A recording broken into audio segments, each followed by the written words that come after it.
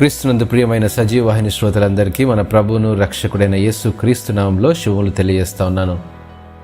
విజయోత్సవం 30 రోజులైనటువంటి యొక్క పాఠ్యభాగ దినాల్లో ఈరోజు తండ్రి చేతిలో ఉంటే విజయోత్సవమే అనే పాఠ్యభాగాన్ని మనం ధ్యానించుకుందాం.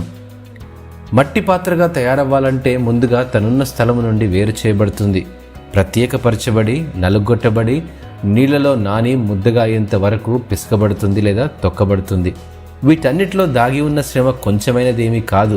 ముద్దగా చేయబడినంత మాత్రాన పాత్రగా మారిపోదు, కానీ పాత్రగా మలచబడ్డానికి సంసిద్ధమవుతుంది. ఒక కుమ్మరి చేతి పనికి ఆలోచన నేర్పుతో పాత్రగా మలచబడుతుంది.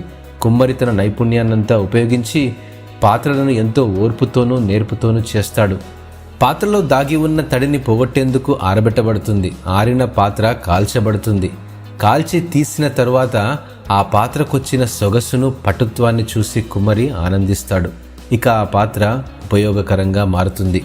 అందుకే ఒక చక్కటి వాక్య భాగము ఇర్మియా గ్రంథము 18వ అధ్యాయం 6వ వచనంలో, మీరు నా చేతిలో ఉన్నారు, ఈ యొక్క వాక్యాన్ని మనం ధ్యానిస్తూ ఉన్నప్పుడు కుమ్మరి అయిన దేవుడు మనల్ని తన పోలికలోనే సృష్టించాడు.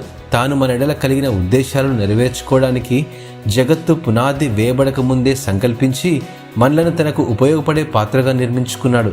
మనం ఆయనకు ఉపయోగపడే పాత్రగా తయారు చేయబడ్డామని గ్రహించినప్పుడు మన జీవితంలోని అనేక సందర్భాల్లో కలిగే శ్రమలు, ఒడిదుడుకులు మనల్ని కృంగదీయవు, కానీ వాటి వలన మన అంతరంగంలోని ఆత్మస్థైర్యం పటిష్ఠితమై ఆత్మీయ మరియు దైనందిన జీవితంలో ఎటువంటి సవాళ్ళనైనా ఎదుర్కొనగలిగే శక్తిని పొందగలుగుతాము.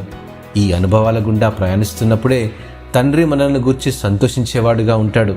తనకు ఇష్టమైన పాత్రగా మలచబడుతున్న మన ఎడల ఆయన చూపించే ఆనందమే మనం పొందే దీవెనాశీర్వాదానందాలు.